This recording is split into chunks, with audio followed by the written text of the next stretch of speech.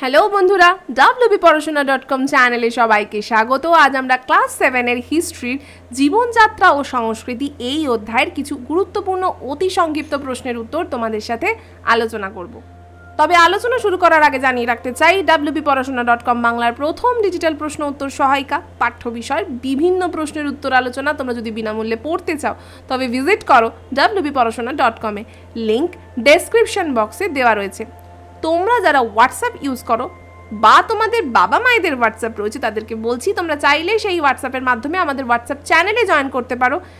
তারও link description বক্সে দেওয়া রয়েছে। এই চ্যানেলে জয়েন করলে বিভিন্ন পড়াশোনা সংক্রান্ত তথ্য, আপডেটস, ভিডিওস তোমাদের হোয়াটসঅ্যাপে নিয়মিত তোমরা দেখতে পাবে। তবে চলো শুরু করে দিই আজকের আলোচনা। প্রথম প্রশ্ন, শিখ ধর্মের প্রবর্তক কে? উত্তরটা দেখব।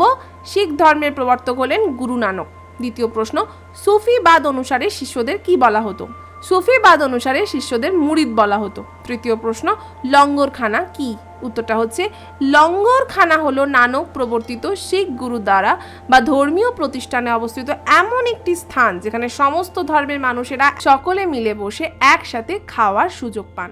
চতুর্থ প্রশ্ন, সুলতানি ও মুঘল আমলে কোন কোন শিল্পগুলি বংশগত ছিল?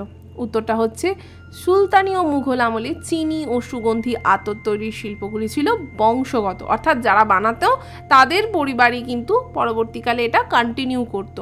মানে সে হয় না বাবার পেশা সন্তানও সেটাকে কন্টিনিউ করে। তোমাদের মধ্যে ধরো কেউ বাবা খুব ভালো গান করেন, তার বাড়িতে দেখবে গানের একটা প্রচলন থেকেই যায়, মানে সেখানে তার ছেলে মেয়ে সকলেই দেখবে একটা গানের প্রতি ভালোবাসা অনুভব করে। সেই রকম সুলতানি আর মুঘল আমলে কি ছিল, যারা যে ব্যবসাটা করতো, যেমন ধরো চিনি আর সুগন্ধি আতর, এইগুলো কিন্তু বংশানুক্রমিক ছিল। পঞ্চম প্রশ্ন, মধ্যযুগে কিসের ওপর ভিত্তি করে গ্রাম কারিগরি শিল্প চলতো? উত্তরটা হচ্ছে মূলত কৃষি পণ্যের ওপর ভিত্তি করে কিন্তু এই কারিগরি শিল্পগুলি চলতো। ষষ্ঠ প্রশ্ন, শ্রী চৈতন্যদেব কোন সুলতানের সময়কালে ভারতে ধর্ম প্রচার করেছিলেন? উত্তরটা হচ্ছে সুলতান আলাউদ্দিন হোসেন শাহের সময়কালে ভারতে ধর্ম প্রচার করেন শ্রী চৈতন্যদেব। আলোচনার ফাঁকে জেনে নেব একটা ভীষণ গুরুত্বপূর্ণ বিষয়, সেটা হচ্ছে তোমরা ক্লাস 7-এ পড়ছো, হিস্ট্রি জিওগ্রাফি পড়তে অনেকেরই বেশ ভয় করে, কারণ মোটামোটা সহায়িকা দেখলে ভয় পেয়ে যাও, কতটা পড়বে আর কি বাদ দেবে সেটা বুঝতে পারো না, কিন্তু পড়তে তো হবেই। তাই তোমাদের জন্য আমরা রোগা রোগা ইবুক এনেছি। তার মানে মাত্র 20 পাতার মধ্যে তোমরা পেয়ে যাচ্ছ পুরো সিলেবাস। হ্যাঁ, টু দ্য পয়েন্ট ইবুক সিরিজে মাত্র 20 পাতায় থাকছে সম্পূর্ণ নোটস, যেটা ভালো করে যদি পড়ে ফেলো তাহলে কিন্তু পরীক্ষায় প্রশ্নের উত্তর লিখতে আর অসুবিধা হবে না। কি থাকছে?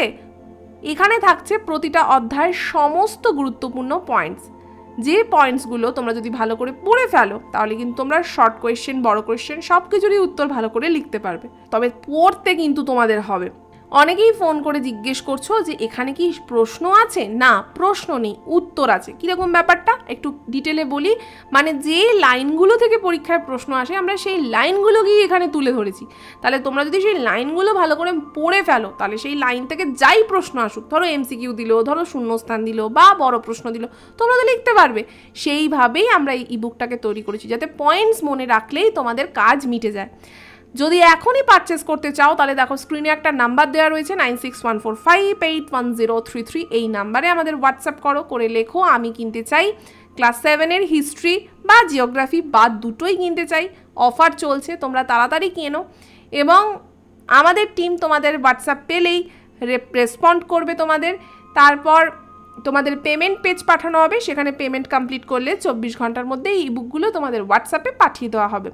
আরও যদি কিছু ডিটেলস তোমরা জানতে চাও তাহলে এই নাম্বারেই সোম থেকে শনি সকাল 11টা থেকে 6টার মধ্যে আমাদেরকে কি করতে হবে? কল করতে হবে। ফিরে এলাম আবার আলোচনায়। ভারতের চিস্তি সম্প্রদায়ের প্রতিষ্ঠাতা কে ছিলেন? খুব ইম্পর্টেন্ট কোয়েশ্চেন। তিনি হচ্ছেন মঈনুদ্দিন চিস্তি। অষ্টম প্রশ্ন, দক্ষিণ ভারতে কাদের হাত ধরে ভক্তিবাদ জনপ্রিয় হয়? উত্তর হচ্ছে দক্ষিণ ভারতে অলওয়ার এবং নাইনারদের হাত ধরে ভক্তিবাদ জনপ্রিয় হয়েছিল। নবম প্রশ্ন, শ্রী চৈতন্যদেব প্রবর্তিত ধর্মমতটির নাম কি? এটি হলো বৈষ্ণব ধর্ম। এবং আজকের শেষ প্রশ্ন, সুফ শব্দের অর্থ কি? উত্তরটা হচ্ছে পশমের তৈরি এক টুকরো কাপড়। আজকের আলোচনা এখানেই শেষ করছি। এই অধ্যায় সম্পর্কিত আরও প্রশ্ন উত্তর বিনামূল্যে পড়তে চাইলে আমাদের ওয়েবসাইট ভিজিট করতে হবে। এবং শুধু তো এই চ্যাপ্টার নয়, শুধু তো এই অধ্যায় নয়, আরও অনেক চ্যাপ্টার আছে, অনেক সাবজেক্ট রয়েছে। তাই আরও পড়াশোনা করতে চাইলে ইউটিউব চ্যানেলটাকে সাবস্ক্রাইব করতে হবে এবং আমাদের ইউটিউব চ্যানেলটা মাঝে মাঝে একটু দেখতে হবে। পাশে বেল বাটনটাও কিন্তু ক্লিক করে দিও, তাহলে আমরা যখনই কোনো নতুন ভিডিও আপলোড করব তোমরা কিন্তু সঙ্গে সঙ্গে তোমাদের ফোনে নোটিফিকেশান পেয়ে যাবে। তাহলে চলো আজ এইটুকুই থাক, আবার আমরা অন্য কোনো দিন অন্য কোনো বিষয় নিয়ে ফিরে আসবো। ততক্ষণ টাটা।